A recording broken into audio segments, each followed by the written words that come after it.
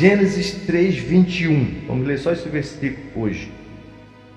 Fez o Senhor Deus vestimenta de peles para Adão e sua mulher e os vestiu. Amém.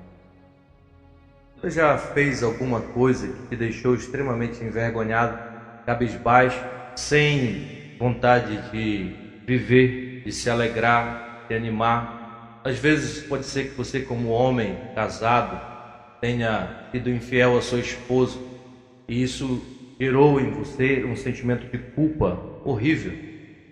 Ou pode ser que seja você, mulher, que em um ou outro momento tenha feito isso prejudicou sua vida, a vida do seu esposo, dos seus filhos. Ou pode ser que seja você, menina, que em um ou outro momento da sua vida acabou entrando por uma vida de prostituição. E isso manchou a sua reputação na sociedade e deixou você extremamente envergonhado.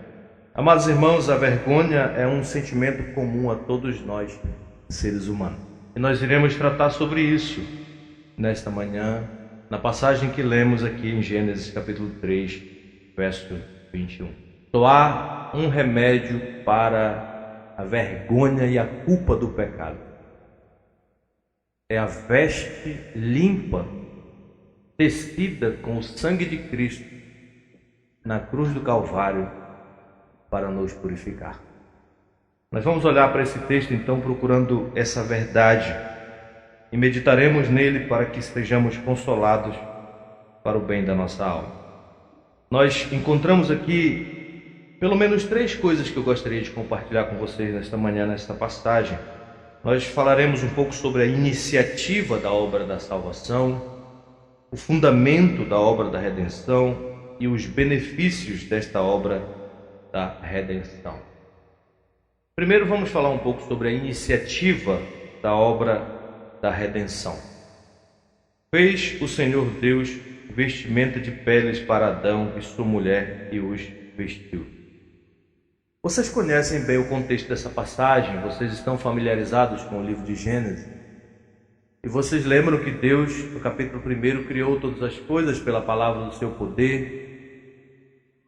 E Ele foi falando, foi dizendo, e as coisas foram sendo criadas. No sexto dia Ele criou o homem e a mulher. E diz a palavra de Deus então que o Senhor os colocou num lugar muito bonito, lugar de paz.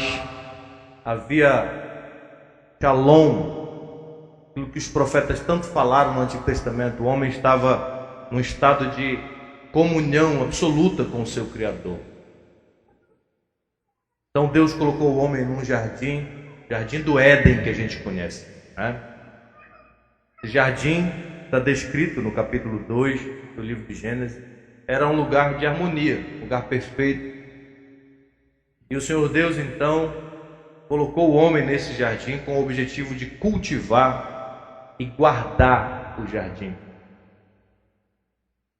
Cultivo tem a ver com produção de coisas. É daí que vem a nossa palavra agricultura. Por isso que nós temos esse instinto natural de produzir coisas, produzir culturas. Quando nós olhamos para este salão de culto, nós encontramos culturas produzidas pela mente humana.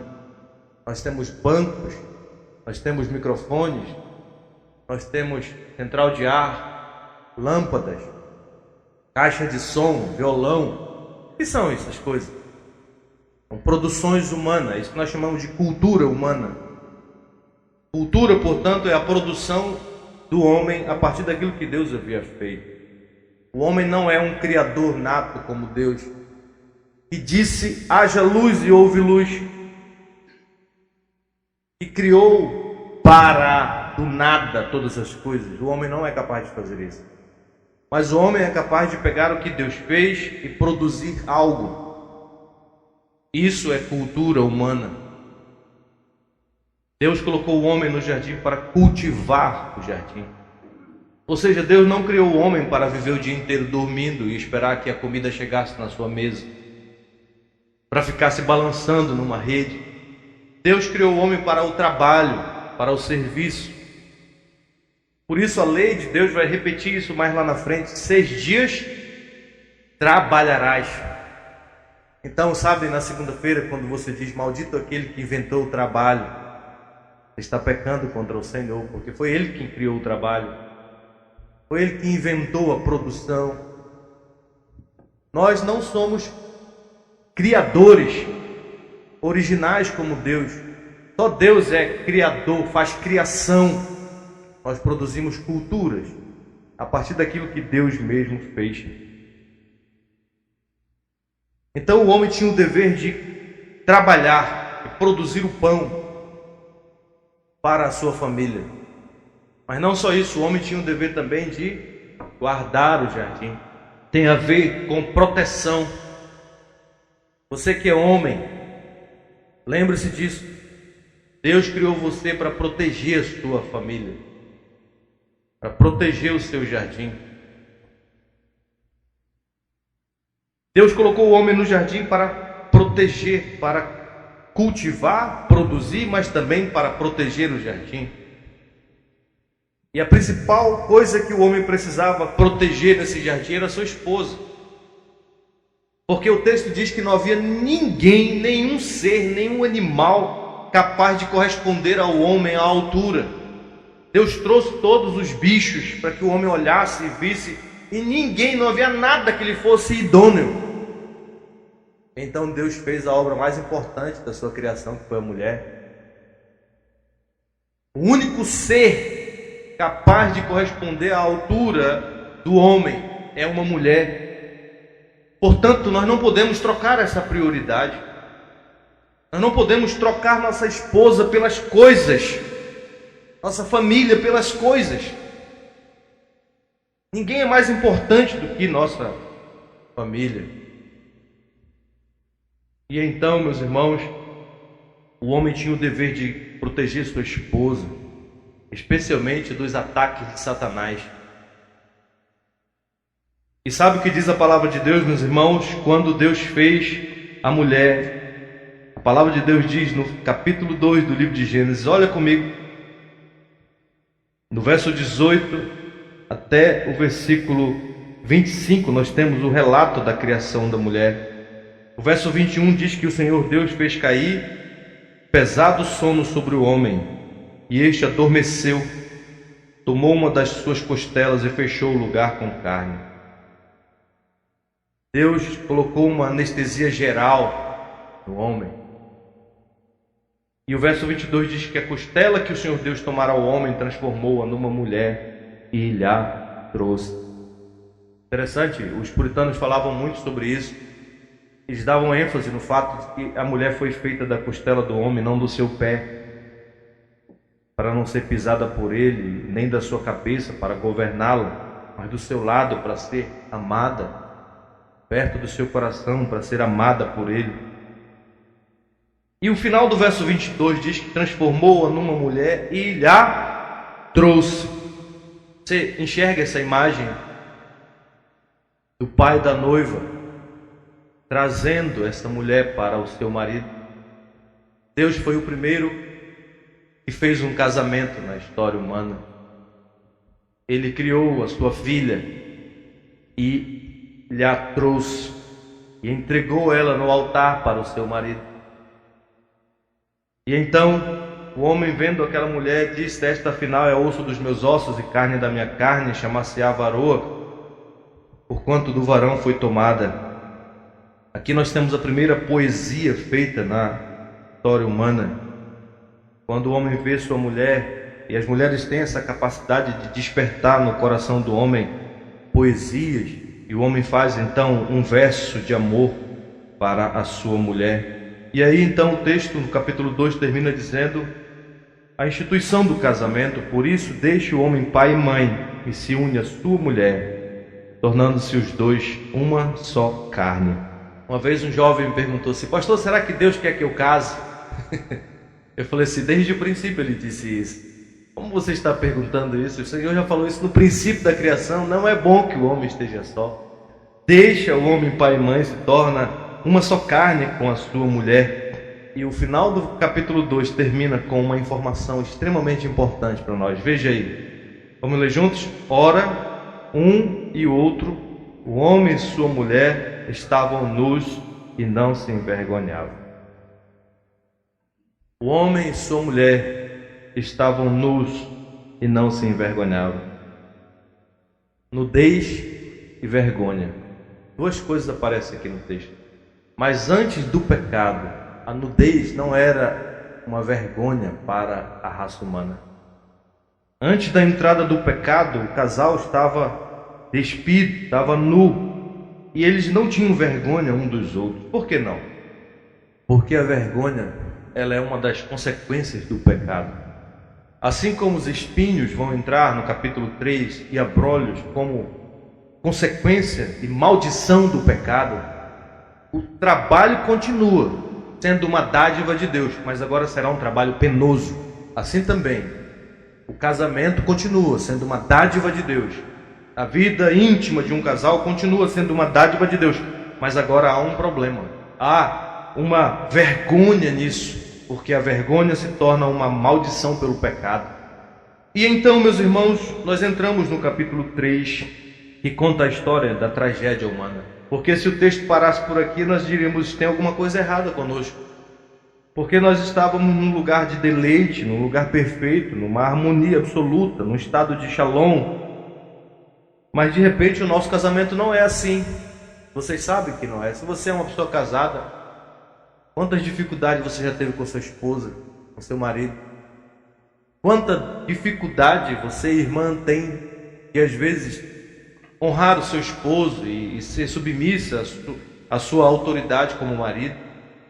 E você, marido, quanta dificuldade tem de respeitar sua esposa, às vezes, de tratá-la bem, de cuidar e de protegê-la. Isso se dá, meus irmãos, por causa do capítulo 3 de Gênesis, onde entra a astúcia de Satanás, onde ele vai descrever que a serpente mais sagaz que todos os animais selváticos que o Senhor Deus tinha feito, disse à mulher: é assim que Deus disse: não comereis de toda a árvore do jardim. E a mulher responde: do fruto das árvores podemos comer, mas do fruto da árvore que está no meio do jardim, disse Deus, dele não comereis, nem tocareis nele, para que não morrais. Eu acho interessante como a serpente tem o poder de enganar e de distorcer o que Deus disse. Ela fez isso com o próprio Cristo lá na tentação no deserto. Quando ela olhou e viu que Jesus sabia a Bíblia e estava embasado nas Escrituras, o diabo disse: pois bem, está escrito no Salmo 91, que se você pular aí de cima, ele dará ordem aos teus anjos para te sustentarem. Mas aí ela estava lidando com Cristo, com o segundo Adão. E então o Senhor Jesus falou: também está escrito, não tentarás o Senhor teu Deus. Como quem diz: é verdade que está escrito isso, mas esse salmo não foi feito para gaivotas, nem para pardal, nem para nenhum tipo de passarinho. Ele foi escrito acerca dos seres humanos, e os seres humanos não vivem voando por aí. Não tentarás o Senhor teu Deus, não porás o Senhor à prova. Mas a serpente distorceu o que Deus tinha dito. É assim que Deus disse: não comereis de toda a árvore do jardim. O que Deus disse? Deus disse no versículo 16 do capítulo 2: de toda a árvore do jardim comerás livremente. Então ela usa as mesmas palavras que Deus tinha dito, só que na ordem inversa. E a mulher então responde com até firmeza, mas na segunda fala dela, ela já distorce um pouco o que Deus falou, dizendo: nem tocareis nele para que não morrais. E aí a serpente diz: é certo que não morrerás. No capítulo 2, verso 17, no final diz: certamente morrerás. Mas agora a serpente diz: é certo que não morrerás. Teu Deus é um mentiroso. E ele não é apenas um mentiroso, ele é um egoísta. Porque no verso 5 ela diz: porque Deus sabe que no dia em que dele comerdes se vos abrirão os olhos, e como Deus sereis conhecedores do bem e do mal. O que a serpente está dizendo para a mulher é: eu colocarei vocês numa posição mais elevada daquilo que Deus já colocou. Deus enganou vocês. Ele disse que vocês são felizes, mas Ele privou vocês de coisas que só eu posso dar. Ele sabe que no dia em que vocês comerem, seus olhos se abrirão, vocês serão como Deus. É isso que nós chamamos de autonomia. Autonomia é o contrário de teonomia. Teonomia significa lei de Deus.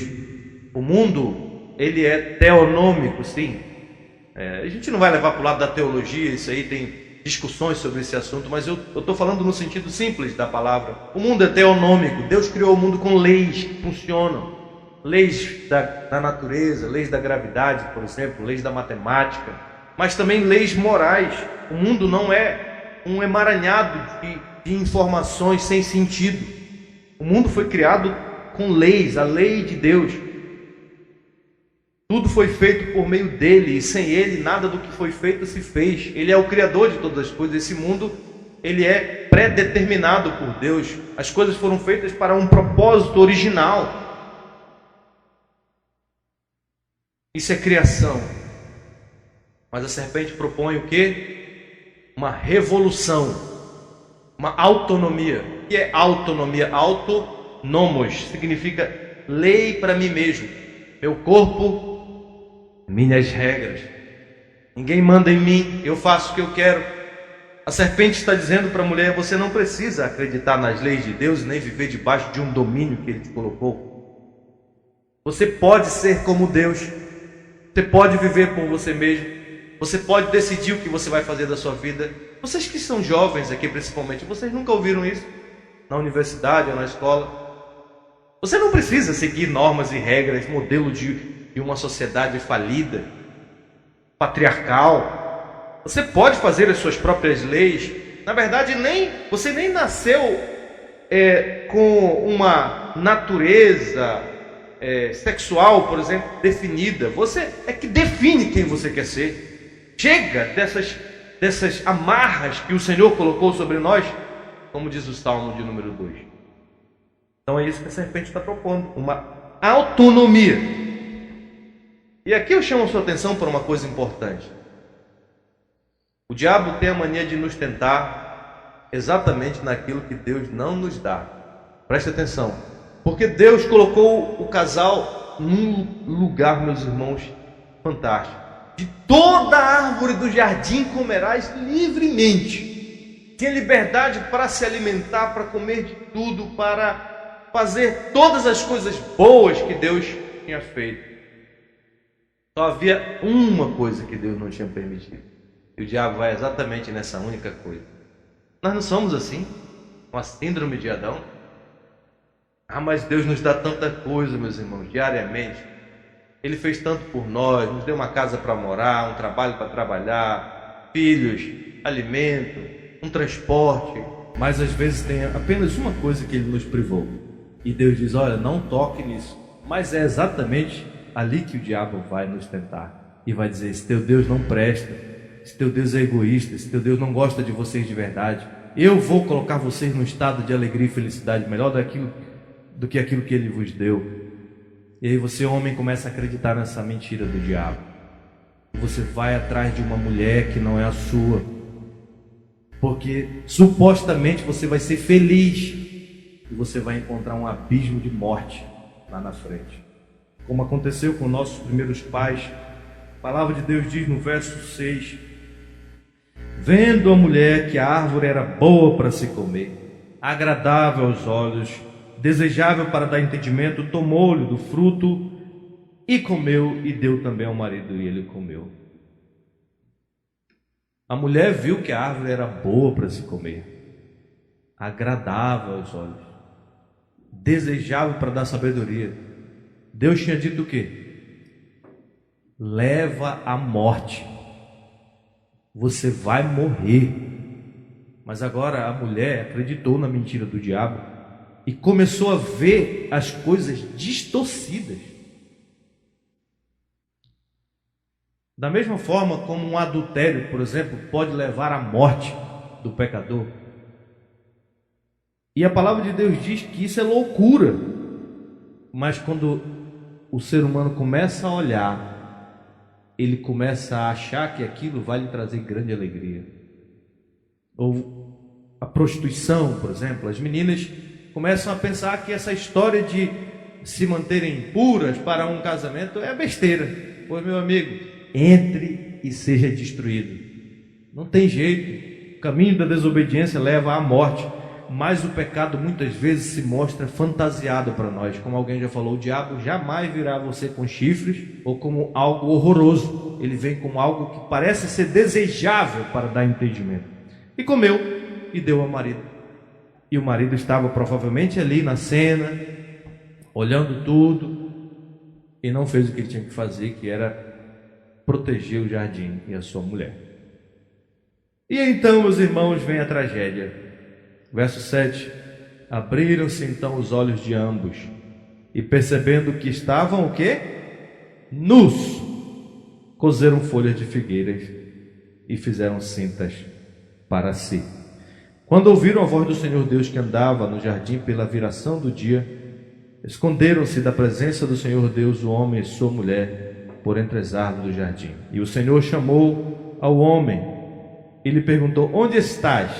Olha o que ele respondeu: ouvi a tua voz no jardim, e porque estava o quê? Nu, tive medo e me escondi. A primeira reação do casal quando seus olhos se abriram foi um senso de nudez moral. Eles perceberam que estavam nus. E então a história da nudez e da vergonha humana e da culpa se inicia aqui. Esse casal que outrora vivia nu e não se envergonhava, agora eles estão com vergonha um do outro e do próprio Deus. Ou seja, eles têm vergonha um do outro e da presença de um estranho, porque agora Deus se torna um estranho para eles, porque eles estão mortos nos seus delitos e pecados. Mas é Deus que toma a iniciativa e vai atrás daquele casal. O Senhor não abandonou aquele casal. O Senhor Deus foi atrás deles. E a palavra de Deus diz então que vem toda aquela sequência de falas e de julgamento. O Senhor monta um tribunal para julgar aquelas pessoas. Nossos primeiros pais, Adão, Eva e o diabo, serão julgados no tribunal de Deus. Mas Deus não fará isso sem ouvi-los. Deus não dará uma sentença sem que eles se defendam. E então, no verso 11 diz: quem te fez saber que estava nu? Comeste da árvore que te ordenei que não comesse? E o homem então disse: a mulher que me deste por esposa, ela me deu da árvore e eu comi. Culpou a mulher. Verso 13, disse o Senhor Deus à mulher: que é isso que fizeste? Respondeu a mulher: a serpente me enganou e eu comi. Culpou a serpente. O fato do homem e da mulher colocarem a culpa, o homem culpar a sua mulher e a mulher culpar o diabo, a serpente, é um fato muito importante aqui nesse texto. Por quê? Porque isso mostra que de fato o casal entrou numa aliança com o diabo. Porque o diabo é o pai da mentira. E esse casal agora é mentiroso. Esse casal, eles não conseguem assumir a sua culpa. Agora eles estão tentando ludibriar o próprio Deus, como o diabo faz. E é assim que acontece nas nossas famílias também, não é? Olha, meus irmãos, eu tenho pouco tempo de ministério. O pastor Rui tem quantos anos, pastor? 20 anos de ministério. Quando a gente lida com casamentos arruinados, a gente vai nas fontes. Às vezes é problema de infidelidade conjugal, mas boa parte dos problemas são problemas de quê? Egoísmo e orgulho. De pessoas que não conseguem dizer: o culpado sou eu. Foi a mulher que tu me deste, essa desgraçada. Aí, se tu não tivesse me dado essa desgraçada, a minha vida estaria melhor. Aí a mulher fala assim: mas esse miserável é que não presta. Ó Senhor, porque o Senhor me deu este homem maligno. E aí a gente começa a culpar todo mundo e ninguém assume a culpa e o casamento não consegue andar. Por quê? Porque, meus irmãos, não tem como sobreviver um casamento onde não há humildade e reconhecimento de culpa. A cura só vem quando ambos reconhecem que são errados. E aí olham para Cristo e começam a encontrar nele o referencial de todas as coisas. Mas se você quiser resolver os problemas do seu casamento com base em você ou na sua esposa, mano, não vai para frente, vai acabar. Então parem de ficar culpando os outros. Comece a assumir a sua postura. Eu estou todo errado nessa história. Eu gastei o dinheiro que não era para eu ter gastado. E aí todo mundo começa a culpar o outro e o Senhor começa amaldiçoando aí a serpente, né? No verso 14: visto que isto fizeste, maldita és entre todos os animais domésticos. Rastejarás sobre o teu ventre e comerás pó todos os dias da tua vida. Porém, inimizade entre ti e a mulher, entre a tua descendência e o seu descendente, este te ferirá a cabeça e tu lhe ferirá o calcanhar. A coisa importante aqui é essa inimizade. Jovens e adolescentes que são solteiros agora, lembre-se disso. Existe uma inimizade entre o povo de Deus e os filhos do maligno. Como é que você vai se envolver e casar com alguém que não pertence à aliança do Senhor? O apóstolo Paulo diz: que comunhão entre a luz e as trevas. Aí você pode falar assim: não, mas eu casei com uma pessoa que não era crente no Senhor, e depois ele se converteu a Cristo e hoje serve ao Senhor. Pois vá orar e agradecer a Deus e dizer assim: Senhor, muito obrigado, mas você não é referência para os jovens da igreja, porque não é isso que a palavra de Deus manda fazer. Se isso aconteceu, amém, louvado seja o nome do Senhor. Mas no dia em que você, menina, casar com um homem ímpio, a não ser que o Senhor converta ele, a chance da sua vida ser destruída é muito grande, porque existe uma inimizade entre ti e a mulher, entre a descendência da mulher e a descendência da serpente. Essa inimizade se manifesta no capítulo 4, quando Caim pega um porrete e mata o seu irmão. Ali é a serpente tentando destruir a descendência santa, de onde vem o Messias. E por que essa inimizade é importante entre a mulher e a serpente? Porque naquele momento a mulher tinha se tornado amiga da serpente. O casal estava aliado à serpente de tal modo que eles estavam mentindo para Deus, se desculpando e inventando conversa fiada.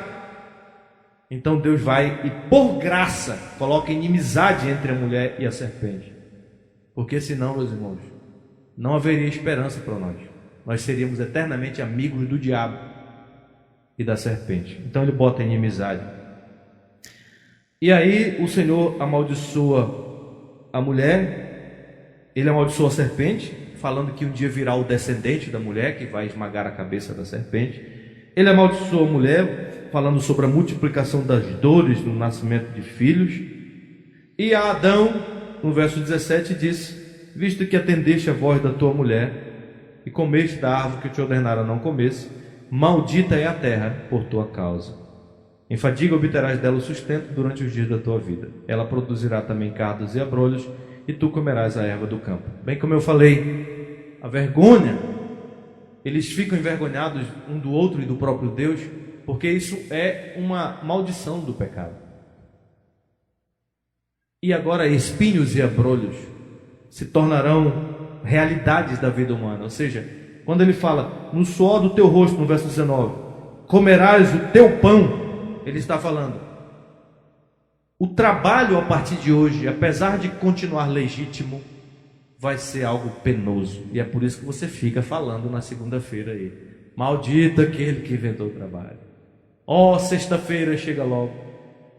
Por quê? Porque o trabalho que era prazeroso se tornou algo penoso. E vocês lembram do que Paulo vai dizer agora para um povo redimido por Cristo? Seja comei, seja bebei, ou seja qualquer outra coisa fazei tudo para a glória de Deus.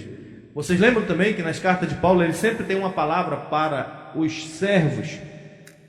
Por que isso? Porque ele está dizendo: vocês são redimidos, e em Cristo vocês podem produzir para a glória de Deus. Ele também fala para os patrões e diz assim: olha, tratem eles com dignidade, porque o Senhor é Senhor tanto teu como dele. E vocês têm que prestar conta com o Senhor, não é com o homem. Então, quando nós vamos para o trabalho, agora redimidos, nós vamos trabalhar, nos esforçar ao máximo, mesmo em meio a labores, para produzir o melhor para a glória de Deus. Então, meus irmãos, o trabalho se torna algo penoso. No suor do teu rosto comerás o teu pão. E por fim vem a pior maldição, no verso 19: até que tornes a terra, pois dela foste tu formado, porque tu és pó, e ao pó tornarás. Quando a Eva comeu, ela não morreu, ela não caiu morta. E então o que Adão deve ter pensado? Então a serpente está falando a verdade? Esse Deus é mentiroso mesmo, que ele disse que no dia que comer vocês vão morrer. Mas a mulher não morreu.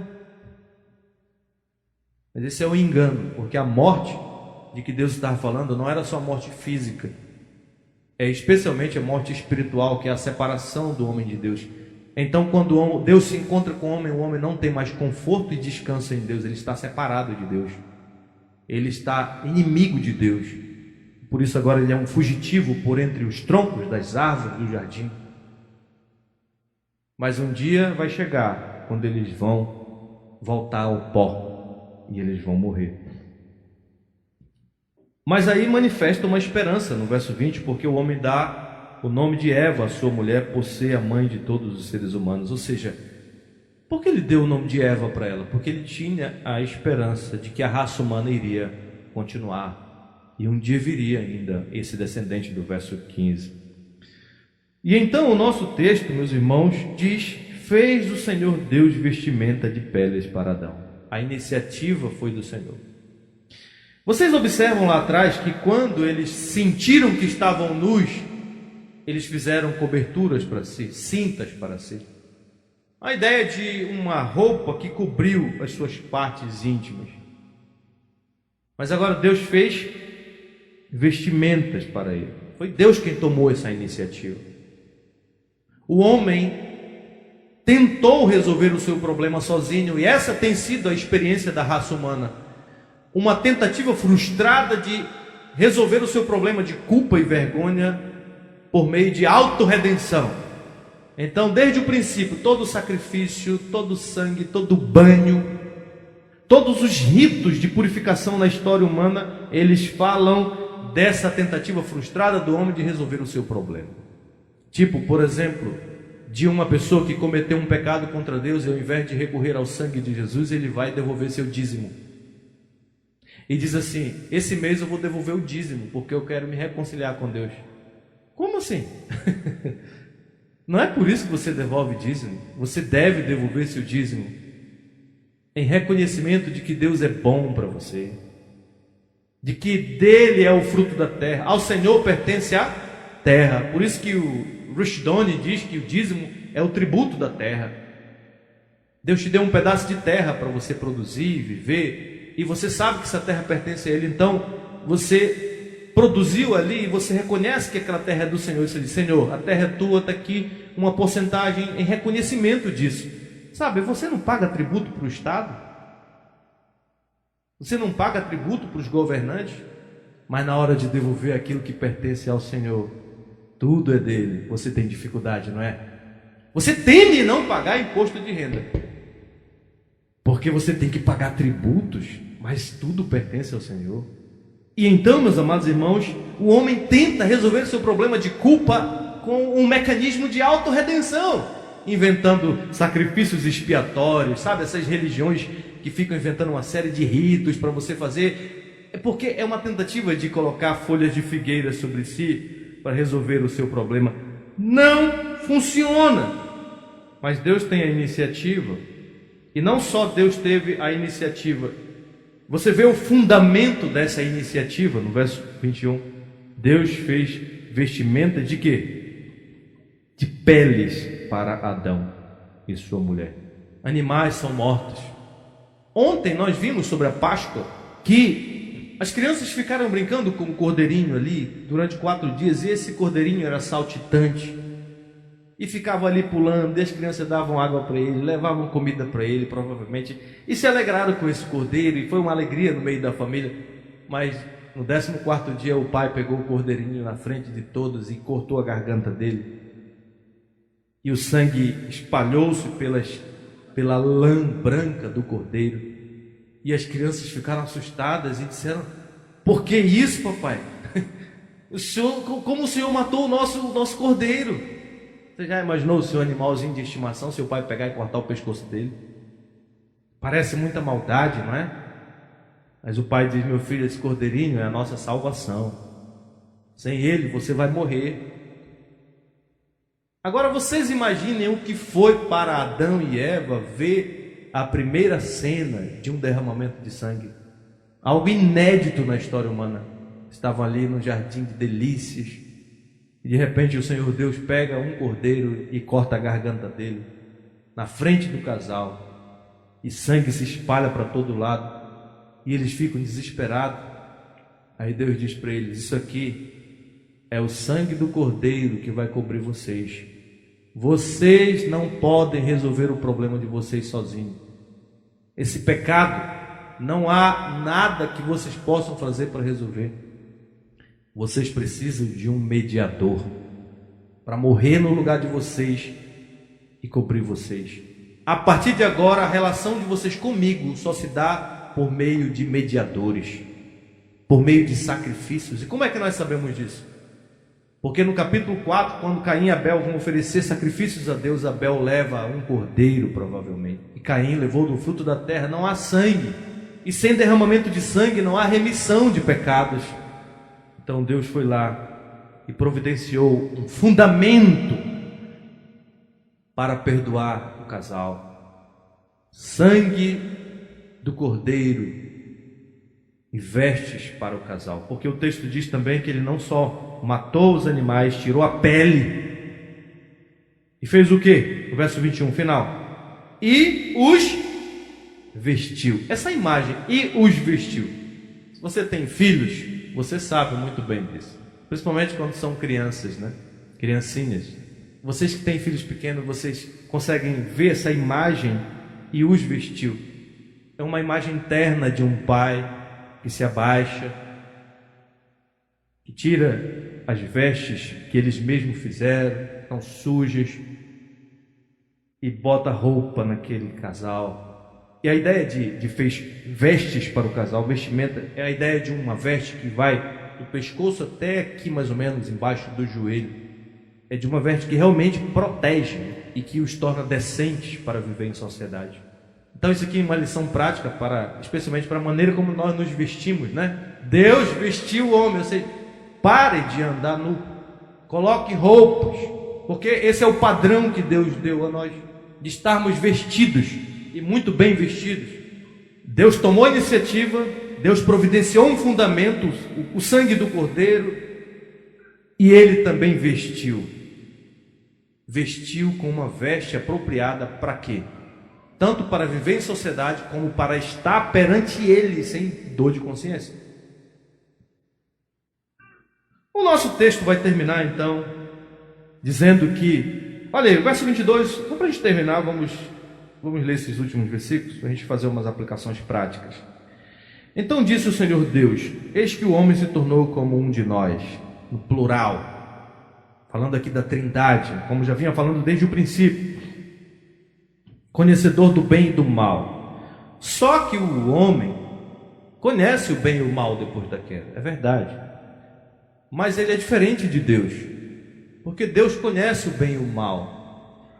Mas Deus ama o bem e odeia o mal. O Senhor não pode ser tentado pelo mal. O homem conhece o bem e o mal. Ele ama o mal e odeia o bem. Paulo vai dizer que o pendor da carne é inimizade contra Deus. Essa maldade que há na nossa natureza. Aí o verso 22. Assim que não estenda a mão e tome também da árvore da vida e coma e viva eternamente. Observe que o final desse texto tem a ver com outra árvore. O começo tem a ver com uma árvore, a árvore do conhecimento do bem e do mal. O final tem a ver com outra árvore, com a árvore da vida. A grande preocupação de Deus agora é não deixar o casal comer da árvore da vida. Isso significa o quê? duas coisas. Primeiro, que o homem está morto, morreu, porque a árvore da vida é um símbolo da vida eterna. Se ele não come dessa árvore, ele significa que ele está morto. Mas também é um ato de graça. É um ato de graça porque o homem não pode comer dessa árvore num estado de pecado, para que ele não viva nesse estado para sempre. Então, no verso 23, o Senhor Deus, por isso, o lançou fora do jardim do Éden, a fim de lavrar a terra de que fora tomado. A palavra jardim aqui no capítulo 3, irmãos, capítulo 2 e 3, não é como o nosso jardim que a gente fica regando na frente da casa. Jardim é muito mais como esse templo do que como o nosso jardim. A ideia de jardim aqui é de um espaço fechado. Quando ele falou que na verdade havia o Éden e havia um jardim no Éden, ou seja, um jardim dentro do jardim. Então havia toda a região do Éden, e dentro dessa região do Éden tinha um espaço específico, como se fosse um templo-jardim, onde Deus se encontrava com o casal. E então esse jardim era como um espaço fechado, com muros, não como assim, mas muros verdes, onde tinha uma porta lá. E o texto fala isso, porque no verso 24 diz que expulso o homem colocou querubins ao oriente do jardim do Éden e o refugio de uma espada que se revolvia para guardar o caminho da árvore da vida. Deus colocou querubins ao oriente do Éden. Vocês sabem que o jardim foi plantado em direção do oriente. Por quê? O que é o oriente na Bíblia? É o contrário do ocidente. O oriente é para onde o sol nasce. É dali que vem a vida, digamos assim. Por isso esse jardim está na direção do oriente, diz o capítulo 2 de Gênesis. E agora ele coloca os querubins na porta do jardim, com uma espada ali que se revolvia. E a preocupação final diz, é para guardar o caminho da árvore da vida. Tem a ver com esse bloqueio. O homem está morto, separado de Deus, o homem é expulso da presença de Deus. Ele não pode mais voltar lá. Porque se ele ousar voltar lá, o Senhor Deus vai matá-lo. Se ele driblar os querubins ou a espada, o querubim mata. Se ele driblar os querubins, a espada que se revolvia o mata. Como que dizendo para a raça humana: vocês não são mais bem-vindos na minha presença. Vocês estão expulsos da minha presença. Mas eles saíram com uma esperança. Eles não saíram de lá sem a esperança das gerações, a esperança das esperanças. Eles saíram de lá com uma promessa de que um dia haveria redenção para toda a raça humana. E então, meus irmãos, o que é que nós podemos aprender com toda essa passagem? Com esse ato de Deus vestindo esse casal? O princípio, que é o mesmo princípio da Páscoa, é um princípio de propiciação. Deus mata animais para que você possa viver. Isso é um princípio que vem desde o princípio. Para que você possa viver, alguém tem que morrer. Isso que é a ideia de sangue na Bíblia. Uma vida é tomada em lugar de outra vida. Para que esse casal possa viver, o cordeiro tem que morrer. Abel vai repetir isso, e depois essa ideia vai aparecer especialmente lá no tabernáculo, né, no deserto. De manhã e à tarde tem que ter derramamento de sangue no tabernáculo. Sem sangue não há possibilidade de eu viver no meio de vocês, porque senão eu vou matar vocês todos, porque vocês não são bem-vindos na minha presença. Por isso lá no tabernáculo tinha o átrio lá fora, onde as pessoas podiam chegar, tinha o lugar santo, que era vamos imaginar que fosse isso aqui, e o santo dos santos, daqui do lustre para lá. Imagine que esse púlpito era a Arca da Aliança. O lugar santo do Santo dos Santos era dividido por uma cortina, onde estavam os querubins, nos lembrando do Éden. Então o Éden, o jardim do Éden, era como se fosse o templo-jardim. O tabernáculo é a mesma maquete do templo-jardim. Há querubins bordados nas cortinas. Por isso que ninguém podia entrar no Santo dos Santos, porque se entrar, Deus mata. Mas havia alguém que podia entrar. Havia uma esperança, era o sumo sacerdote. E ele ia com o sangue do animal, e uma vez por ano derramava na tampa da arca, e o povo ficava ali. Será que ele vai voltar? Quando ele aparecia na porta, ele balançava a cabeça. Aí o povo se alegrava. Louvado seja Deus que nos perdoou, aceitou o sacrifício do sacerdote. Mas diz a história que eles entravam posteriormente até com uma corda na perna, porque se morresse lá dentro, ninguém podia entrar lá para tirá-lo de lá. Pecadores não são bem-vindos na presença de Deus. Depois lá no templo, a mesma maquete, a Arca da Aliança, há querubins por todos os lados nas paredes do templo. Os pecadores não são bem-vindos. Até que Jesus veio morrer na cruz do Calvário. E naquele dia, quando ele gritou, está consumado, o véu do templo se rasgou de cima a baixo, simbolizando que os pecadores são bem-vindos de volta à presença de Deus. Os querubins, como disse um comentarista, Deus deu férias aos querubins para aqueles que estão em Cristo Jesus. Como diz o autor de Hebreus no capítulo 10, um novo e vivo caminho se abriu pelo sangue de Cristo na cruz do Calvário. Essa é a única esperança das gerações humanas. Não há chance de voltar para Deus por meio do que você faz, do que você é, do que você deixou de fazer, mas somente por meio do sangue de Jesus Cristo, que nos purifica de todo o pecado. Qual é o nosso verdadeiro problema? Qual é o teu verdadeiro problema? Eu dei uma série de pregações lá na igreja sobre depressão. A natureza do nosso verdadeiro problema é que nós somos inimigos de Deus desde o princípio. Não é a falta de dinheiro, não é a falta de amizade, não é nada disso. É porque o pecado nos fez vis. A segunda lição que nós aprendemos é que o homem não pode resolver o seu próprio problema. Quando eles perceberam que estavam nus, fizeram cintas para si. Resolveu? Não resolveu. Quando ouviram a voz do Senhor, correram, se esconderam e tiveram medo. Ninguém pode resolver o problema de ninguém. Como nós vimos ontem, não foi mediante prata e ouro, os metais preciosos da raça humana, que vocês foram resgatados. Você não pode comprar a sua redenção. Você não pode comprar a sua salvação. Só Deus pode resolver esse problema por meio de Cristo, nosso Senhor. Também aprendemos aqui que o relacionamento de Deus com o pecador só pode se dar na base de um mediador. O Cordeiro é o mediador. E Deus derramou o sangue do Cordeiro, arrancou a pele desse Cordeiro inocente e colocou sobre o homem pecador. Essa pele é a veste que Deus providenciou para cobrir o teu pecado. Abra comigo então em João capítulo 19.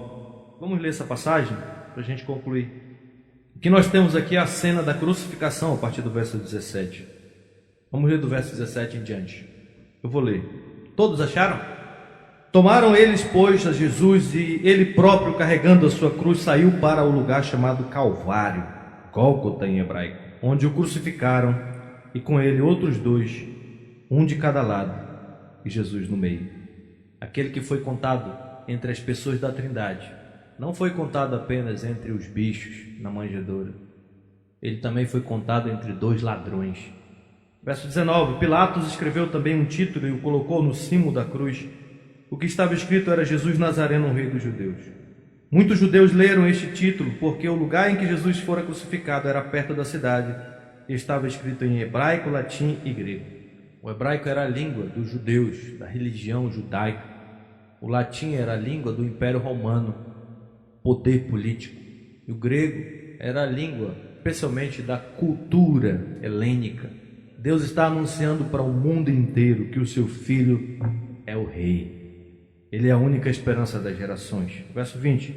Muitos judeus leram este título porque o lugar em que Jesus fora crucificado era perto da cidade e estava escrito em hebraico, latim e grego.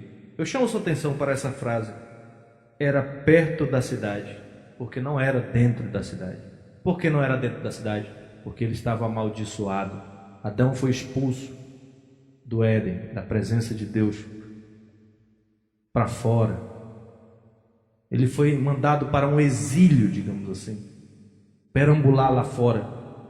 A cidade de Jerusalém, na Bíblia, é o local onde a presença de Deus brilha e o olhar gracioso de Deus está fora da cidade. Morrer numa cruz significa morrer debaixo da maldição de Deus. Maldito todo aquele que for pendurado no madeiro. E ele foi pendurado. Verso 21. Os principais sacerdotes diziam a Pilatos: não escreva rei dos judeus, e sim que ele disse: sou o rei dos judeus. Pilatos respondeu: o que escrevi, escrevi. Agora eu chamo sua atenção para o verso 23. Vamos ler juntos? Os soldados, pois, quando crucificaram Jesus, tomaram-lhe as vestes e fizeram 4 partes, para cada soldado uma parte. E pegaram também a túnica. A túnica, porém, era sem costura, toda tecida de alto a baixo. Disseram, pois, uns aos outros: não as rasguemos, mas lancemos sorte sobre ela, para ver a quem caberá. Para se cumprir as Escrituras, repartiram entre si as minhas vestes, e sobre a minha túnica lançam sorte. Assim, pois, o fizeram os soldados. O que foi que aconteceu aqui, meus irmãos? Eu acho que da Escritura esse texto é o texto mais lamentável que existe. Porque cada judeu usava 5 vestes, mais ou menos, e eram 4 soldados. E então, diz o verso 23, que cada soldado levou uma parte, uma veste de Jesus. E sobrou uma, a túnica.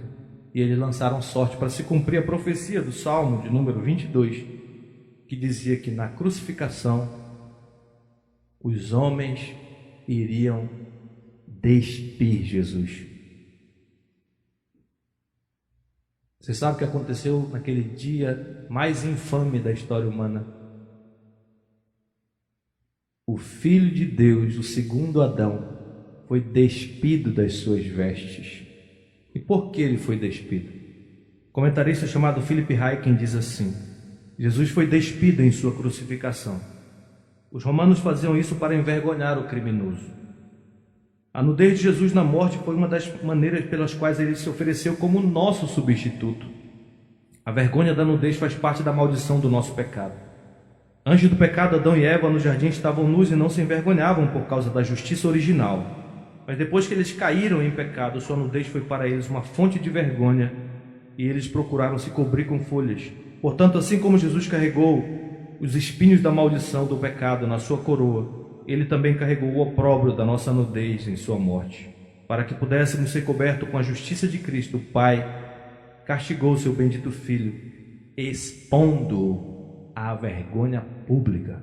O Richard Phillips diz: ninguém que vai a Deus em nome de Jesus precisa se envergonhar mais, visto que Jesus suportou a nossa vergonha e removeu toda a desgraça daqueles que ele salvou. Jesus carregou nossos pecados não apenas para remover nossa culpa e vergonha, mas também para nos vestir com a sua justiça e nos fazer viver diante dele. O reformador João Calvino conclui dizendo: Cristo foi despojado de suas vestes para nos vestir de justiça. Seu corpo nu foi exposto aos insultos dos homens para que pudéssemos aparecer em glória perante o tribunal de Deus.